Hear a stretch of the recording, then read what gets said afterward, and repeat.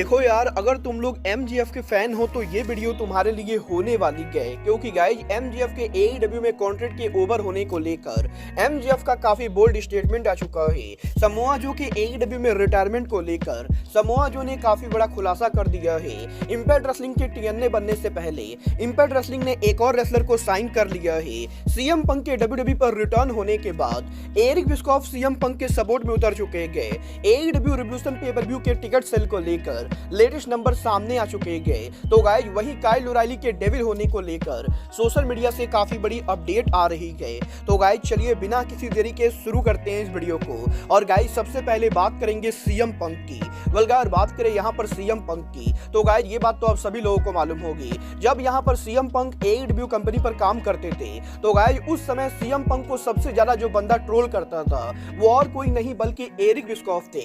और guys even यहाँ पर एईडब्ल्यू के डबल और नथिंग 2021 के ऊपर जब यहाँ पर सीएम पंक एईडब्ल्यू के वर्ल्ड चैंपियन बने थे तो गाइज यहाँ पर एरिक बिस्कॉफ ने ये कहा था कि सीएम पंक एईडब्ल्यू कंपनी का बिगेस्ट फाइनेंशियल फ्लॉप है। और एरिक बिस्कॉफ का ये कहना था कि एईडब्ल्यू कंपनी सीएम पंक को जो पैसे दे रही गए, सीएम पंक वो पैसे बिल्कुल भी डिजर्व नहीं करते गए, क्योंकि सीएम पंक एईडब्ल्यू कंपनी में 1 रुपया भी ड्रॉ नहीं कर सकते गए। और यही एरिक बिस्कॉफ की ऐसी उल्टी सीधी बातें करने के बाद एईडब्ल्यू के डबल नथिंग के प्रेस कॉन्फ्रेंस के ऊपर टोनी खान और सीएम पंक दोनों ने एरिक बिस्कॉफ को लताड़ा था। बट गाइज मजेदार बात तो ये है कि कल तक जो बंदा सीएम पंक को बिगेस्ट फाइनेंशियल फ्लॉप कर रहा था वही बंदा अब सोशल मीडिया के ऊपर सीएम पंक के मर्चेंडाइज को सेल कर रहा है। गाइज आप लोग ये सुनकर शॉक होने वाले हो कि सीएम पंक के डब्ल्यूडब्ल्यूई पर रिटर्न होने के बाद अभी इस हफ्ते एरिक बिस्कॉफ के लेटेस्ट पॉडकास्ट के ऊपर एरिक बिस्कॉफ ने सीएम पंक को रेसलिंग इंडस्ट्री का बिगेस्ट ड्रॉ बताया है। और गाइज एरिक बिस्कॉफ वही बंदा है जो कल तक सीएम पंक को सबसे बड़ा फाइनेंशियल फ्लॉप कह रहा था। बट गाइज अब यहाँ पर एरिक बिस्कॉफ का ये कहना है कि सीएम पंक डब्ल्यूडब्ल्यूई में आने वाले कुछ सालों के अंदर और किसी भी रेसलर के मुकाबले सबसे बड़े ड्रॉ होने वाले गए। और गाइज सीएम पंक के जरिए WWE company millions of dollar बनाने वाली गए। और गाइज यही एरिक बिस्कॉफ के सीएम पंक को बिगेस्ट ड्रॉ कॉल आउट करने के बाद अब एरिक बिस्कॉफ उनके ऑफिशियल सोशल मीडिया हैंडल के ऊपर सीएम पंक के मर्चेंडाइज को भी बेच रहे गए। और गाइज इससे यहाँ पर ये क्लियर पता चलता है कि एरिक बिस्कॉफ को रियलिटी में कभी सीएम पंक से प्रॉब्लम थी ही नहीं। एरिक बिस्कॉफ को मेन प्रॉब्लम एईडब्ल्यू से थी, क्योंकि गाइज जब तक पंक यहाँ पर एईडब्ल्यू के अंदर था तब तक एरिक बिस्कॉफ पंक को ट्रोल करते थे। और आज वही पंक अगर डब्ल्यूडब्ल्यूई के अंदर है तो एरिक बिस्कॉफ खुद सामने से सीएम पंक के मर्चेंडाइज को बेच रहे गए। और इसीलिए रेसलिंग इंडस्ट्री के अंदर एरिक बिस्कॉफ से बड़ा हिपोक्रेट कोई हो नहीं सकता है। बट गाइज चलिए फिलहाल आगे बढ़ते और बात करते हैं समोआ जो के एईडब्ल्यू में रिटायरमेंट प्लान की। अगर बात करें यहाँ पर समोआ जो की तो गाइज इस हफ्ते समोआ जो के लेटेस्ट इंटरव्यू के अंदर समोआ जो ने उनके रिटायरमेंट प्लान को लेकर बात की है, जहाँ पर समोआ जो का ये कहना है कि कुछ सालों पहले डब्ल्यूडब्ल्यूई के अंदर समोआ जो के कंकशन इंजरी के बाद समोआ जो को लगा था कि वो दोबारा कभी भी रेसल नहीं कर पाएंगे। बट गाइज अब जबकि समोआ जो दोबारा रिंग के अंदर वापस आ चुके गए तो गाइज समोआ जो अब यहाँ पर पहले के मुकाबले काफी डिफरेंट ट्रेनिंग करते गए। और जो यहाँ पर पहले जिस तरह से रिंग में रेसल करते थे जो ने उनका स्टाइल पूरी तरह से चेंज कर दिया है। और अब यहाँ पर समोआ जो ये बिलीव करते गए कि वो आने वाले 2 से 3 सालों तक आराम से रिंग के अंदर compete कर सकते गए। और जो कि यहाँ पर एईडब्ल्यू से रिटायर होने से पहले वो यहाँ पर एईडब्ल्यू में एक ना एक बार वर्ल्ड चैंपियन डेफिनेटली बनना चाहेंगे। वेल गाइस मुझे भी यही लगता है कि समोआ जो के 2-3 साल बाद रिटायर होने से पहले टोनी खान को एक ना एक बार हिल समोआ जो को वर्ल्ड चैंपियन बनाना चाहिए। वेल आप लोग जो को वर्ल्ड चैंपियन के तौर पर देखना चाहते हो या नहीं, आप लोग मुझे कॉमेंट करके बताएंगे। बट गाइस चलिए फिलहाल आगे बढ़ते और बात करते हैं टीएनए के न्यूएस्ट साइनिंग ब्रायन माइल्स की। वेल गाइस ये बात तो हम सभी लोगों को मालूम है, अब से कुछ ही दिनों के अंदर इंपैक्ट रेसलिंग दोबारा टीएनए बनने वाला है। और इंपैक्ट रेसलिंग के टीएनए बनने से पहले इंपैक्ट रेसलिंग ने ऑलरेडी काफी सारे रेसलर्स को साइन कर लिया है। और यहीं आज यहाँ पर ऑफिशियली इंपैक्ट रेसलिंग के द्वारा डब्ल्यूडब्ल्यूई के फॉर्मर सुपरस्टार और इंपैक्ट रेसलिंग के करंट सुपरस्टार ब्रायन माइल्स को न्यू कॉन्ट्रैक्ट के अंदर साइन किया गया है। वेल गाइस देखना बहुत ही दिलचस्प होने वाला है कि इंपैक्ट रेसलिंग आने वाले टाइम में और कितने रेसलर्स को साइन करती गए। बट गाइस चलिए फिलहाल आगे बढ़ते और बात करते हैं एईडब्ल्यू के रिवोल्यूशन के टिकट सेल की। वेल गाइस ये बात तो मैंने आप लोग को ऑलरेडी बताई है। एईडब्ल्यू के रिवोल्यूशन पे-पर-व्यू पर स्टिंग के रिटायरमेंट मैच की वजह से एईडब्ल्यू के रिवोल्यूशन पर टिकट की डिमांड काफी ज्यादा आ रही है। और अब यहाँ पर एईडब्ल्यू के रिवोल्यूशन पे-पर-व्यू के ऊपर एईडब्ल्यू ने करीबन 12,500 टिकट सोल्ड आउट कर दिए हैं। गाइस इस समय एईडब्ल्यू रिवोल्यूशन की ओवरऑल कैपेसिटी एईडब्ल्यू कंपनी ने करीबन 13,141 रखी है, जहां पर 13,141 टिकट में से AEW ने करीबन इस समय 12,566 टिकट सोल्ड आउट कर दिए हैं। बट गाइज अब भी AEW के रिवोल्यूशन पेपर व्यू के ऊपर AEW को करीबन 500 से 600 टिकट सोल्ड आउट करना बाकी है, जो कि मुझे लगता है 2 से 3 दिनों के अंदर सोल्ड आउट होने वाला है।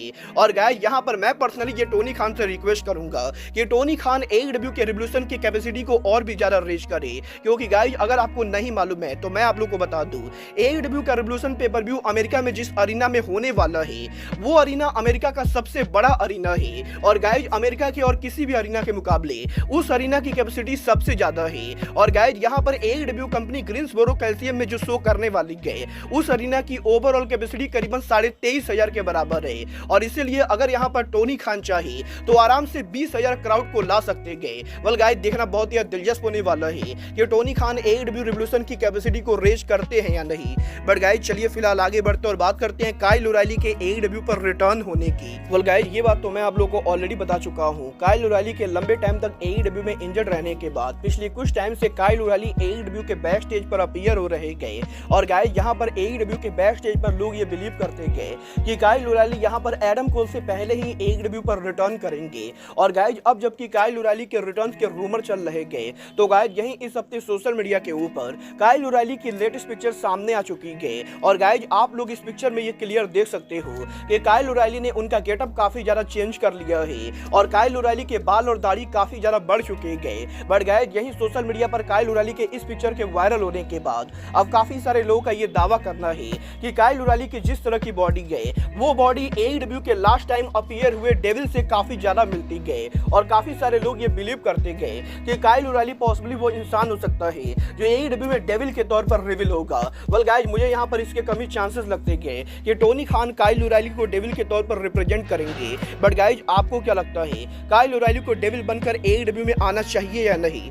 आप लोग मुझे कमेंट करके बताइए। बट गाइज चलिए फिलहाल आगे बढ़ते और बात करते हैं AEW वर्ल्ड चैंपियन MJF की। वेल गाइज ये बात तो हम सभी लोगों को मालूम है, MJF पिछले काफी दिनों से ये दावा कर रहे हैं कि MJF का AEW का कॉन्ट्रैक्ट अब से मात्र 15 दिनों के अंदर एक्सपायर होने वाला है। और गाइज यहाँ पर MJF ने आज उनके लेटेस्ट इंटरव्यू के अंदर AEW में उनके फ्यूचर को लेकर बात की, जहां पर MJF का ये कहना है कि MJF ने 2019 में AEW के अंदर जो कॉन्ट्रैक्ट साइन किया था वो कॉन्ट्रैक्ट अब से मात्र 10 दिनों के अंदर एक्सपायर होने वाला है। और 1 जनवरी 2024 को MJF के AEW कॉन्ट्रैक्ट के एक्सपायर होने के बाद वो यहाँ पर पूरी तरह से फ्री एजेंट होने वाले गए। और गाइज MJF को ये बात बढ़िया तरीके से मालूम है कि सोशल मीडिया पर इस चीज को लेकर रूमर चल रही गए कि MJF ने AEW के साथ न्यू कॉन्ट्रैक्ट साइन कर दिया है। बट गाइज MJF लोगों को ये बताना चाहेंगे कि अभी तक MJF ने AEW में कोई भी कॉन्ट्रैक्ट साइन नहीं किया है। और सोशल मीडिया पर MJF के रीसाइन करने को लेकर जो बातें चल रही गए वो बातें पूरी तरह से फेक है, क्योंकि गाइज इससे पहले भी कोडी के AEW को लीव करने से पहले सोशल मीडिया पर ये रूमर चली थी कि कोडी ने AEW के साथ नया कॉन्ट्रैक्ट साइन कर दिया है। बट गाइज बाद में कोडी रोड्स ने लीव कर दिया और इसी के साथ साथ CM पंक के AEW से फायर्ड होने के बाद इस चीज को लेकर भी रूमर चली थी कि AEW में टोनी खान CM पंक को वापस ला सकते गए। बट गाइज CM पंक भी WWE के ऊपर चले गए। और गाइज इसीलिए MJF लोगों को ये बताना चाहेंगे कि अगर यहाँ पर किसी को भी ये लगता है कि MJF AEW के साथ रीसाइन कर चुके गए तो ये बातें यहाँ पर पूरी तरह से गलत है। और गाइज MJF डेफिनेटली AEW के अंदर टोनी खान के साथ नया कॉन्ट्रैक्ट नेगोशिएट करने के लिए पूरी तरह से ओपन है, क्योंकि वो यहाँ पर AEW को काफी ज्यादा पसंद करते गए। बट गाइज यहाँ पर इसका मतलब ये बिल्कुल भी नहीं गए कि वो यहाँ पर अगले साल AEW के अंदर फ्री एजेंट नहीं बनेंगे। और गाइज बेसिकली यहाँ पर MJF का ये दावा करना है कि 1 जनवरी 2024 को MJF के कॉन्ट्रैक्ट के एक्सपायर होने के बाद वो यहाँ पर फ्री एजेंट बनने वाले गए और वो WWE और AEW के बीच में कॉन्ट्रैक्ट को लेकर बिडिंग वॉर करने वाले गए। वेल गाइज मुझे तो MJF की ये सारी बातें बिल्कुल ही बेबुनियादी लगती गए और मैं पर्सनली ये बिलीव करता हूँ कि MJF ऑलरेडी AEW के साथ साइन कर चुके गए। बट गाइज आपको क्या लगता है, MJF को AEW को लीव करके WWE पर जाना चाहिए या नहीं? आप लोग मुझे कमेंट करके बताइए। बट गाइज अब आज के इस वीडियो में बस इतना ही। मैं मिलता हूँ आपसे अपने अगले वीडियो में। बट गाइज तब तक के लिए good bye, good night and bang.